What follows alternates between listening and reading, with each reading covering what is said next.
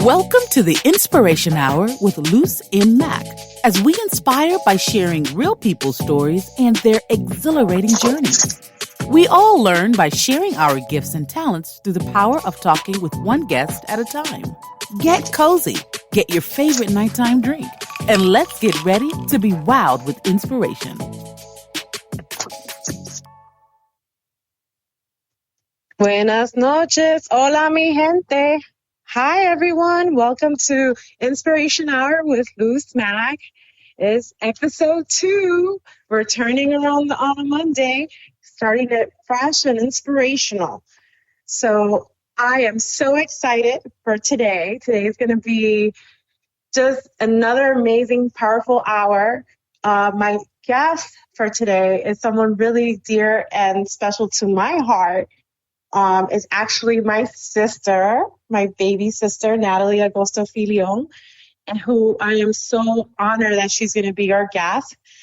Before we welcome our guest, I want to just share a little bit about her. She's not only my sister, a mother, a friend, and a powerful woman, but she's also someone that's in such a unique role in life that we could all learn from.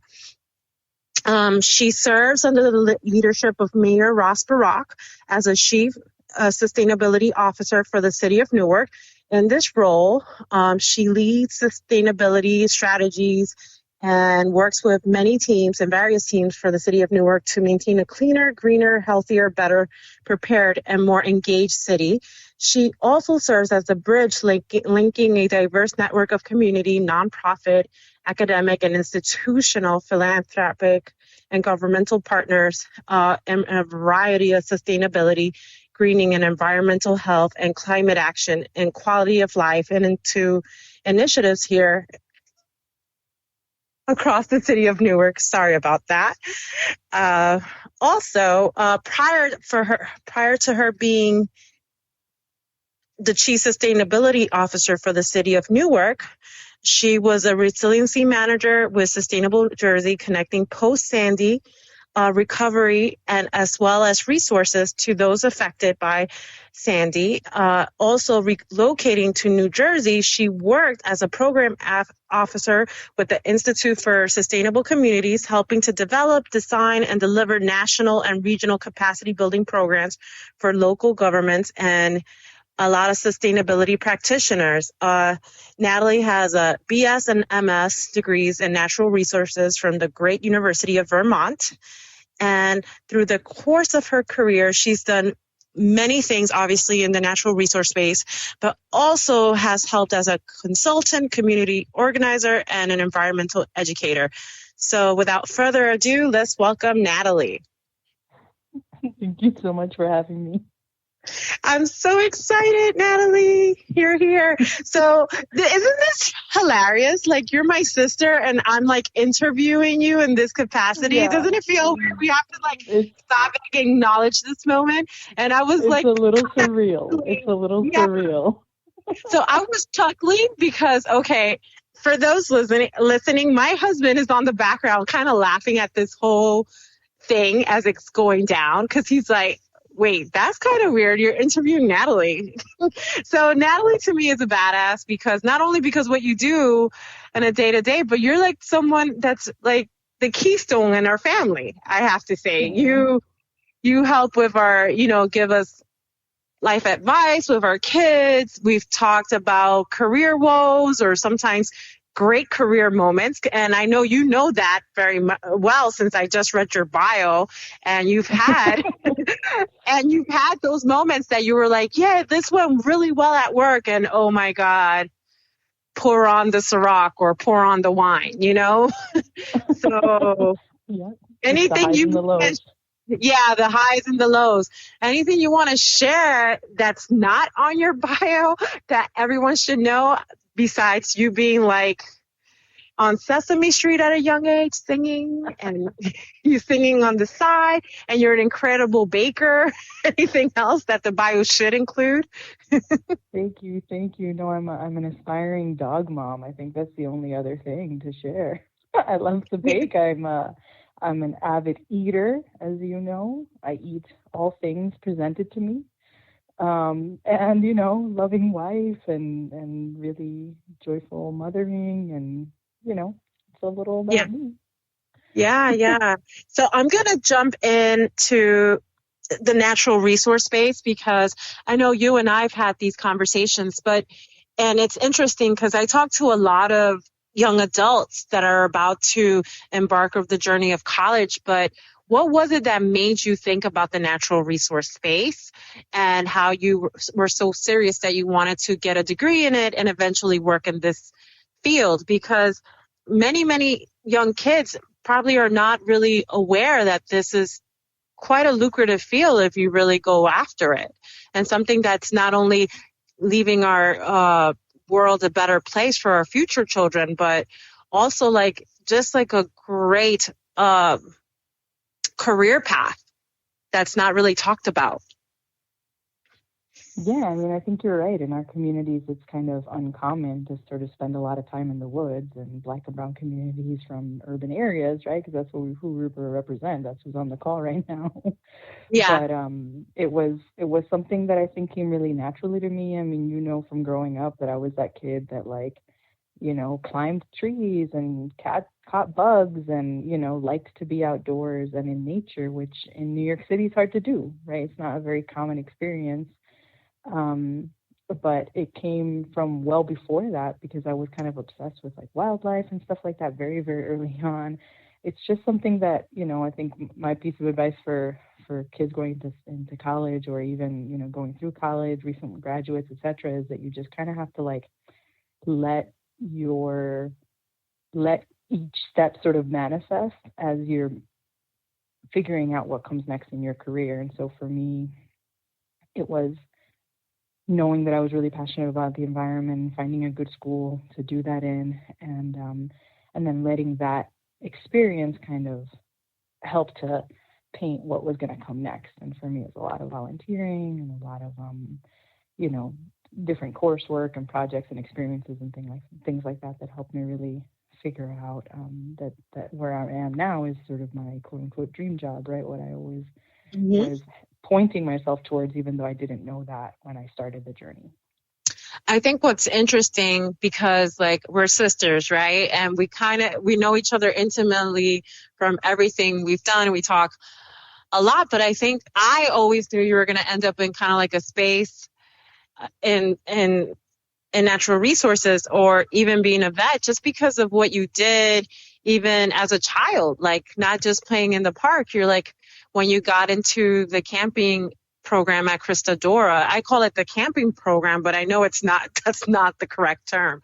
But if you could just kind of talk about it a little bit. And I think this is a good teaching moment because many parents that are not into well versed in the natural space, they'll be oh no, they just went camping, or oh no, they're just playing outdoors. But there's a lot of learning and growing that happens in these opportunities when the kids have it. And I think you should talk about that and what kind of engage more your interests. Yeah. I mean, it's a really interesting point that I think oftentimes we don't even understand sort of what's going on in terms of the exposure to wild places and what happens for a young person that maybe has never been camping or never been, even outside your apartment at night necessarily, much less in trees. There's just this whole evolution of thought and of self-perception that happens when all of a sudden you're oh, I can walk in this beautiful space with all these crazy noises that I've never heard before in the dark without a flashlight, right? That's a very unique experience that kids don't have.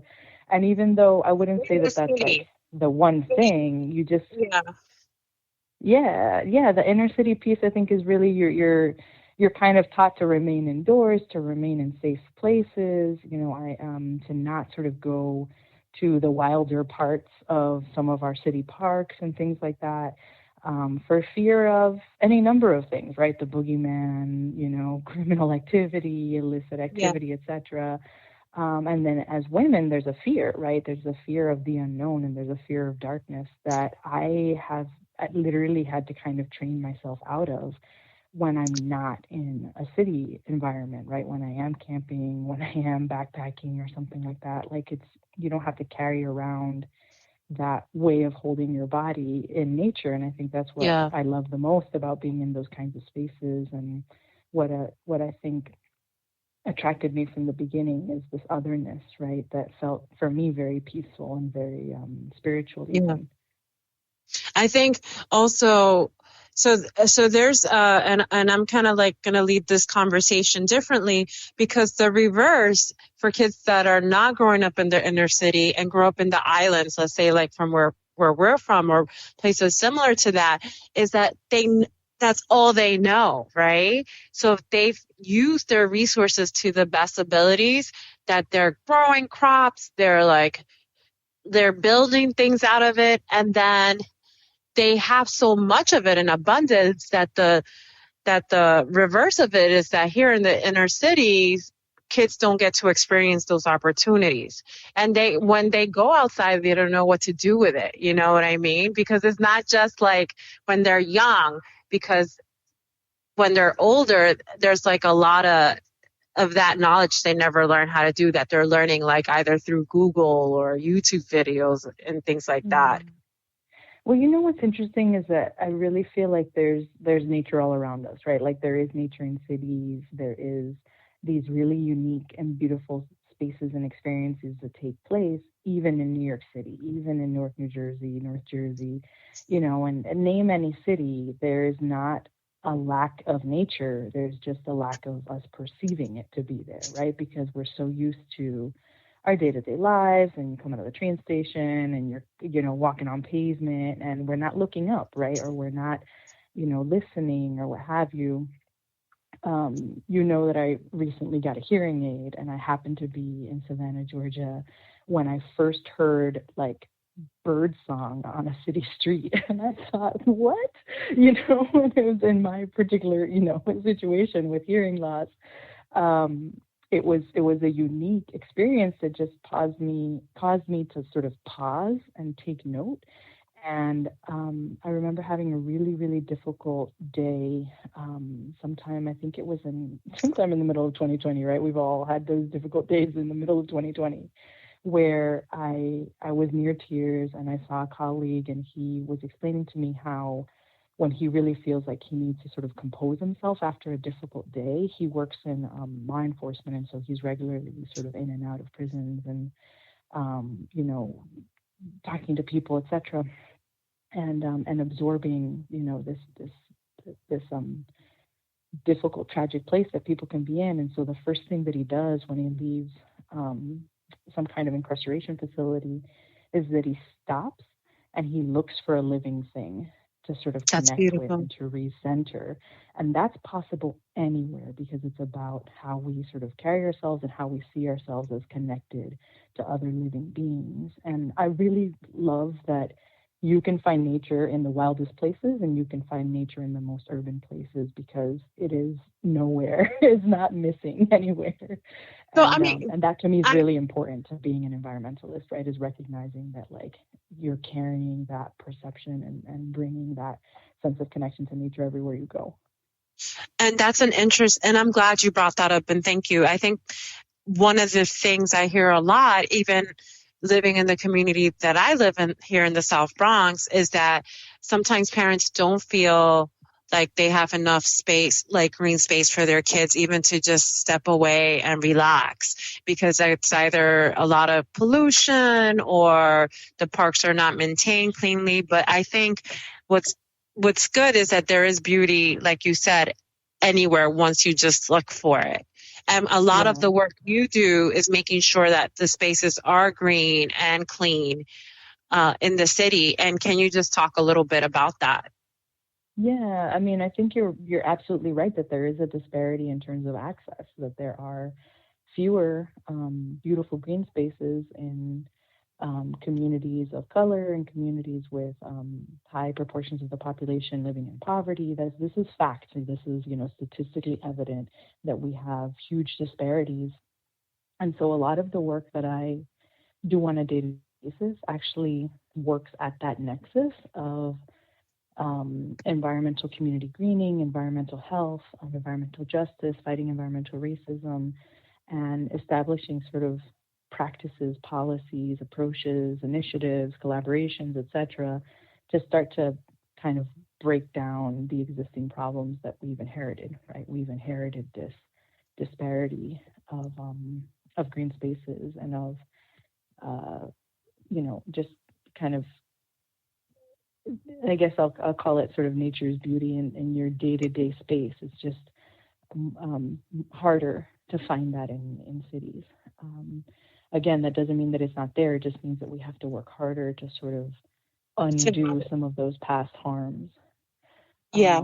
So to answer your question, in my role as Chief Sustainability Officer, I'm working to help advance our sustainability agenda as a city, and to come up with some new and innovative ideas for how to do that. So it's really exciting work in that it's sort of new and different, but government is not really usually where you go to find innovation. And so it's very challenging work, precisely because, you're kind of undoing bureaucracies while you're trying to sort of do things differently. No, that makes sense. And especially because it takes time. As you can see from our current and even past government, before things come to pass, it takes a lot of meetings and a lot of getting everyone together. It's just like almost taking everyone to meet Jesus just to make sure they're okay. Wanted to ask about, I know you're a mother, and how do you try to get your daughter involved in like falling in love with the green spaces around her, and also like having opportunities to take care of the earth in such a unique way? Because I think one of the most poignant memories I have of you growing up was we would walk down the street, and if garbage was not was on the street, you would, even if it wasn't something you littered or threw on the floor inadvertently, you would pick it up and put it in the garbage can. And I still have that like poignant memory of you. I mean, there's many memories of you, that you would do things like this. And I used to think like, oh my God, Nathaly, you don't work for the sanitation department. But those were like moments that I was like, wow, my sister really cares. And I think it took a lot of those teachable moments for me to understand that that's the way we take care of our world. But you are doing so many projects that you're kind of helping younger kids as they grow up know how to care for the space they're living in. And if you could just talk about that. I really appreciate that question, and I'll talk about it in two ways. The first is just sort of, raising a child. I have a toddler, she's 5, right? But her whole life I've lived in Jersey City or Newark. And so that sort of experience of trying to find natural areas for her to spend time in when we've never had a backyard, we've never had tree-lined streets that we're living in. And so it takes a little extra effort, right? It takes either going somewhere outside of the city or being very intentional about the conversations that we have while we walk around when she's in the stroller, and now that she's older, while we're just walking around the neighborhood or scooting on her scooter. And I'll talk a little bit about some ideas that I have for how parents can sort of spark that kind of sense of wonder in kids, because I think that's a big part of, being a naturalist, is asking questions. Mm-hmm. But the other piece is that I'm really excited to talk about this youth program that I launched this summer to really bring the next generation of Newarkers into positions of power and leadership around climate justice as an approach to tackling, this global problem that we have of extreme warming, of planetary warming. I have to interject because I'm very curious if this program is really focused on getting more of our inner city Black and brown kids, because I think a lot of the work in natural resources, you don't get to see many, like, for example, Latinas or men of color. And it's just because of the lack of probably, I always want to say like almost not knowing to a certain degree that this could be a career I path. think a part of it is a lack of familiarity and seeing others like yourself. You're absolutely right. That's certainly part of the reason that the program exists. And I mean, I'll start with that just to talk about, where the idea for this program came from and what it is that we're trying to accomplish with it. But the long and short of it is that my job, as I described, sort of entails implementing this plan, this sustainability action plan, and moving a lot of different stakeholders to be working kind of in concert with regards to how we make our city. And when it comes to climate change and the climate crisis, I mean, we've seen this summer the intensity of the heat waves that we've seen across the country. And, it hasn't been terribly destructive. I'm going to knock on wood because we've still got 2-3 months left in the hurricane season. But as of yet, it hasn't been, as destructive as we've seen in years past. But if we focus only on the heat issue, in the last 100 years, the 5 warmest years have been the last 5 years that you can think of. And that is so recently, true. Yeah, I mean, I read a quote recently where it was the bottom of someone's email. Actually, it's one of those like signature quotes or whatever. It's like, stop thinking about it being this year being the hottest year of the last 100 and think of it as the coolest in the next 100. Like, that's the way we need to be thinking, is about the future. And, I can talk forever about what it means to be in this predicament. But at the end of the day, I recognize that in 2050 and 2070, I'm not going to be the one at the podium. I'm not going to be the one in the front of the room. And so we got to start as early as possible, giving our young people the tools, the networks of professionals, the connections, the understanding of the issues. And so as part of the city's summer employment program for high schoolers, we hired a small group of high school students to go through a very intensive training program on Newark's environmental challenges and opportunities. We visited beautiful spaces. We did an environmental justice tour of not so beautiful spaces. We did 6 hours of training on climate communications. They met, I think, 30 or 40 different subject matter experts from around the city, and they're graduating. We're moving them from summer interns to ambassadors in a moving up ceremony on Monday. And I think it's 80% of them are going on to stay on as interns to keep doing this work because they're really excited. That's amazing. About being change makers, and that the thing to tie it back to sort of how you do it with your own child is that you just kind of have to on some level, you have to let them dictate what calls to them, what's interesting to them.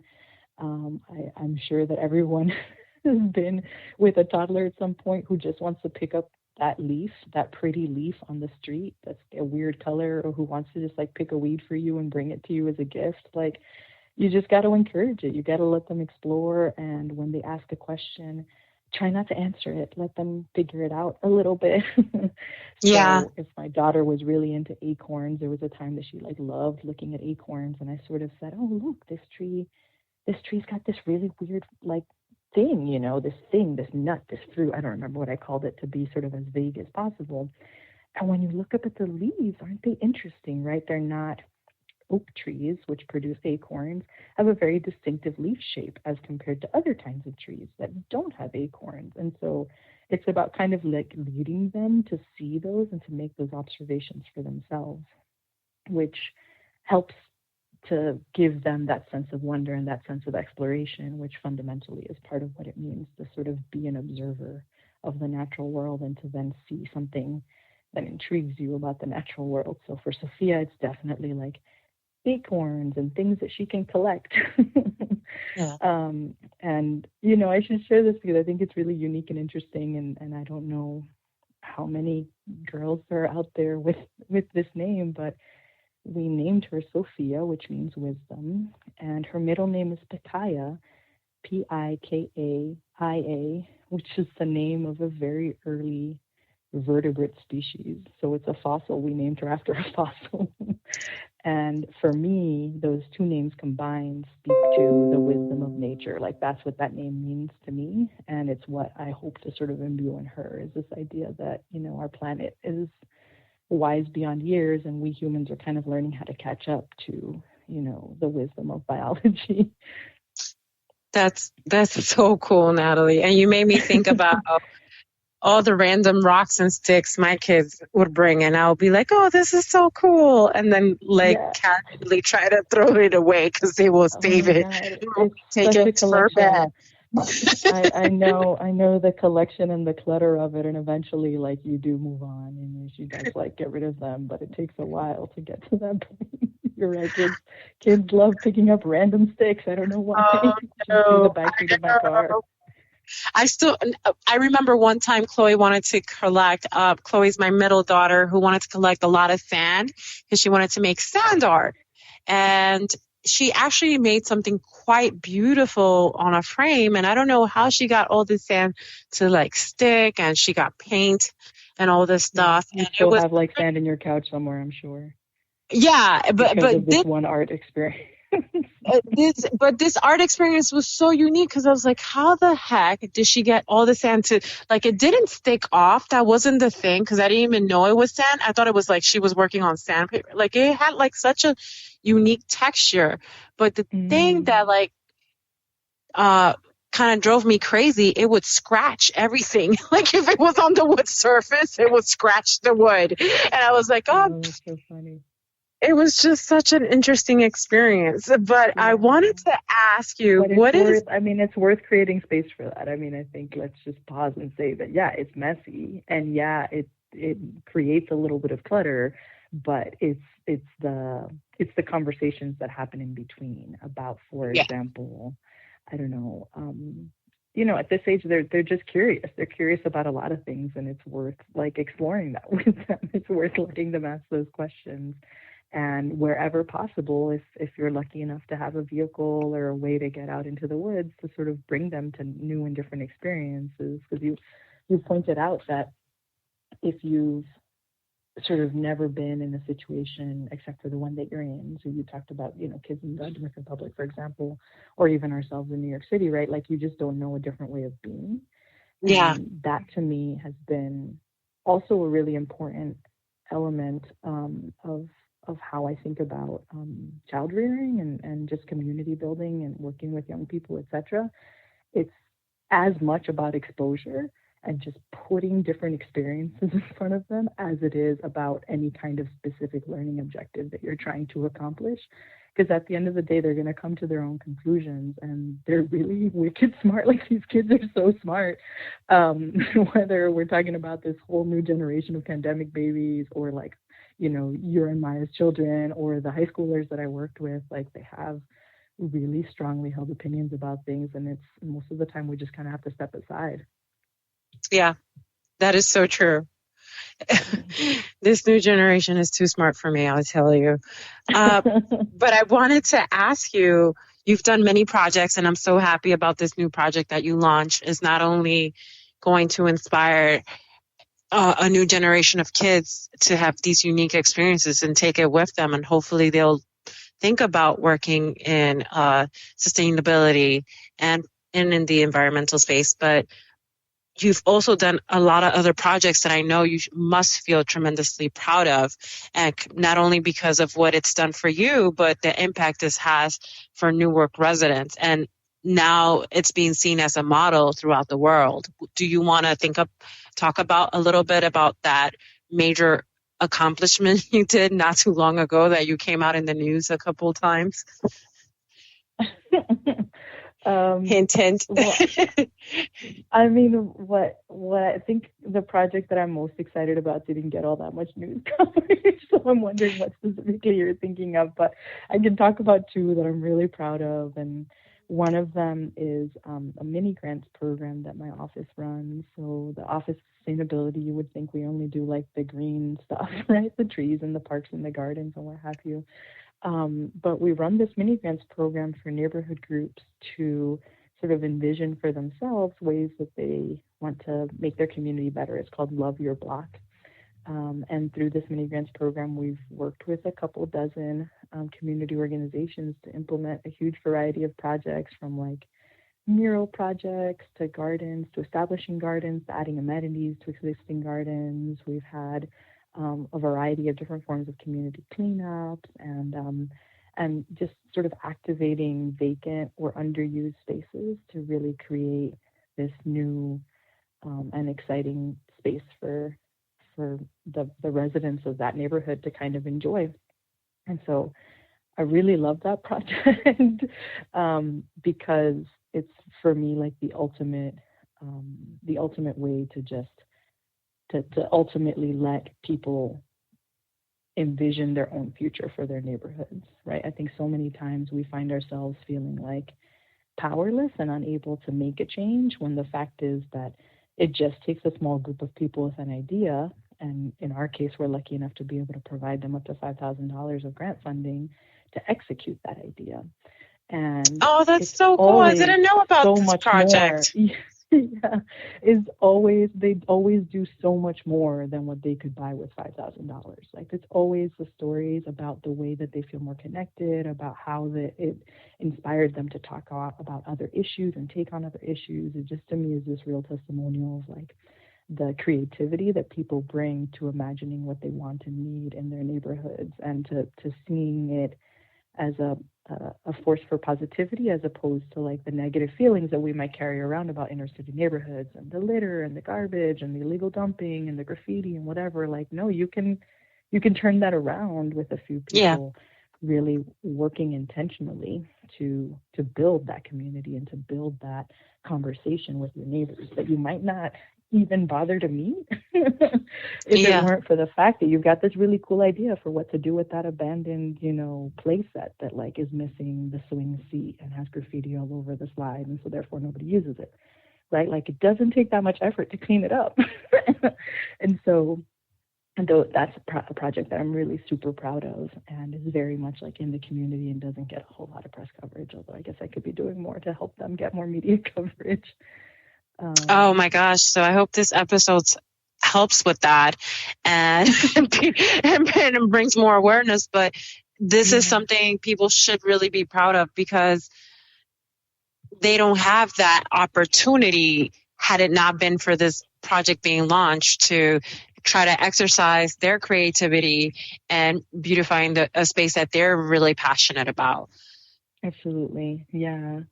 Yeah, and it's funny because the other project that I had in mind is really in some ways a lot less glamorous, but it was also a huge labor of love, and has taken a very dedicated team, many months of effort, which is the development of our first ever environmental resources inventory for the city of Newark. So Newark, as you know, is an environmental justice community, which basically to me means that we've inherited this legacy of pollution and burden of environmental toxins and harms. A lot of folks don't know the details of that, but they understand it sort of just by coming to Newark, and certain parts of the city really smell bad on hot days because there's all these like historic uses. That is so true. And I think we had this conversation about that, how much certain areas of Newark like don't smell really good at all. And it's because of this like this, these like land uses that have been there for a really long time, and that are affecting neighborhood quality of life, and that are reducing people's sense of, joy, sometimes even being inside your own home. There's, depending on where you are in the city on a given day, if there's a certain kind of like activity taking place or what have you. So it's a whole nother thing to kind of say, yes, that is true, and here are the specifics. Like, here's what you didn't know. And so we went through this huge exercise of compiling like every piece of available environmental data about the city of Newark. And like I said, it's just not that sexy. At the end of the day, it's like 70 plus maps that we spent a lot of time and effort sort of gathering in order to help to give life to the city's, model national legislation on environmental justice. So we have an environmental justice and cumulative impacts ordinance, which mandates our planning board and our zoning board of adjustment to give careful attention to new facilities that are being proposed in neighborhoods that already have a high degree of environmental burden. So that's what the concept of cumulative impact means. So when you do site planning, or you're going to build, let's say, like you're going to open a new gas station or a new dry cleaners or a new whatever, insert it's a given type of use. For the most part, you just check, like, is that an allowed use? And are you, complying with all the environmental regulations? And then you move ahead with planning that project. What you often don't see happening, and Newark is an example where we're being very intentional about doing this, what usually is not the case is that you look around and say, well, how many other waste facilities are already within a 5-mile radius of this neighborhood? Like, we're just going to add another one because we're allowed to? Like, no, let's think about it. But imagine if each community does something like that, how much better off we would be. Because you guys are being very intentional, and I hate saying the term you guys, but Newark is being a leader in that way, as opposed to... and it was not surprising that it would come from Newark, right? Because we've got a long legacy of environmental justice leadership. Like our environmental movement was born of Black communities, immigrant communities, folks who were like, enough is enough, like we're not having it anymore. And so it's still a fight. To this day, it's still a fight where polluting industry wants to come to Newark because it's convenient, right? We've got the port, we've got all this highway and transit infrastructure. It's so close to New York City, but it's not in New York City, and so we get trash delivered to Newark to be incinerated within Newark boundaries that's coming from New York City, because we happen to have a regional incinerator here, and it happens to have a contract with various districts in and around Harlem. And that's like the ultimate challenge, is that from an economic perspective, there's a convenience factor, but it's at the cost of the well-being and the quality of life of the residents in those neighborhoods. And so there's no way that we can let that happen. And with huge kudos to our mayor and to our council who passed this model legislation. There's only like another half dozen municipalities across the country that have something like this. And so we are working very hard, and that, kind of wonky desktop mapping exercise is helping us implement that ordinance. That's amazing. So I have other questions that are going to be like moving away from, all this cool stuff that you shared with us, because it's really important for people to know, like individuals that like you that are working so hard to beautify our community, and all these programs that are available, especially if you happen to be in Newark, you want your kids to apply for.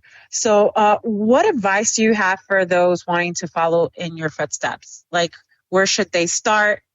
Or I know you kind of talked about it a little bit, but if you could just give like 2 resources that people could look into now, even if they don't live in the city of Newark. Okay. Well, I mean, one thing that I'll start by saying is that, like, my journey wasn't a very straight line. And I think anyone who tells you their story in a straight line is lacking a lot of the nuance of the story. Because generally speaking, I think we all know that it is very uncommon that you start and end exactly where you intended to be. So I thought that I would be an educator. I thought that I would work in the schools, and that I would be, leading young people in hikes through the woods. Like, that's what I went to undergrad for. And the first thing I did out of undergrad was apply for the New York City Teaching Fellows Program and land a job teaching 4th grade bilinguals in the Bronx. And I cried myself to sleep every night. And I really was very unhappy. It just was not for me. And I didn't know that at the time, because I thought you pick a thing and you just go and do it. And that's just not how it works. And so my personal story is that because I had such a difficult first quote unquote real job, every step after that had to be taken with like so much thoughtful consideration, because I was not about to put myself in that situation again. And so because of that, I'm a huge proponent to any, young person that you volunteer. I know volunteering is not something that you can necessarily do if you need to make money. Like I know that I was always volunteering, in instances where I had some other stream of income, whether I was waitressing or whether it happened like when I was in grad school, I had a fellowship and I took out loans and things like that that helped me pay bills and go to school. But that experience is like, there's no other way to know that you want to do something until you're in it and saying, oh, I really like the way this unfolds and I really don't like that, and those have to be like, you have to take those baby steps. And I'm always a huge proponent to folks to kind of like try it out, put it on for size. Anytime you have a class that asks you to do an applied internship experience, do something you care about and find the people working in that space and make yourself available to them, right? Yeah. Like me personally in my office, I usually have a need for interns, but I don't usually have the time and headspace to advertise an intern opening. And so whenever someone approaches me and says, hey, I'm curious, do you have an internship opportunity? Excuse me.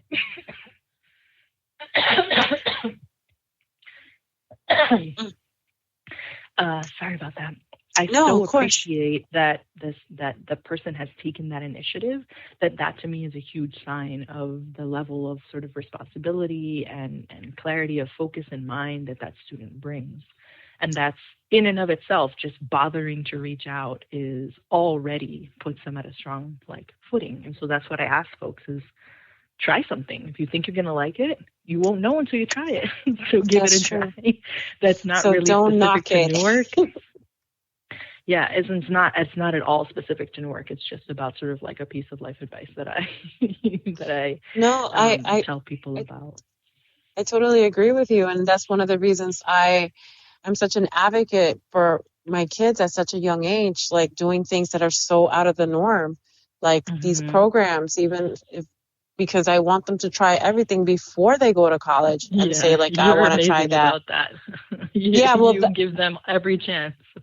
I've noticed to fail sure. at a new thing. No, to try it on for size and to be like, mommy, that was fun and you paid a bunch of money for that and now I'm not that interested anymore. Yeah. Everyone should laugh at that because it's true, because I learned that from my husband. He's really into that. But at the same token, they kind of know what they like a little bit more. So I've kind of like that. I think, and when it comes to work, you don't want to be stuck in a job that you hate. You want to actually care about what you're doing, and you want to care about who you're working with, and you want to care about the kinds of equipment or instruments that you're working on, and all those things are part of the quote unquote perfect job.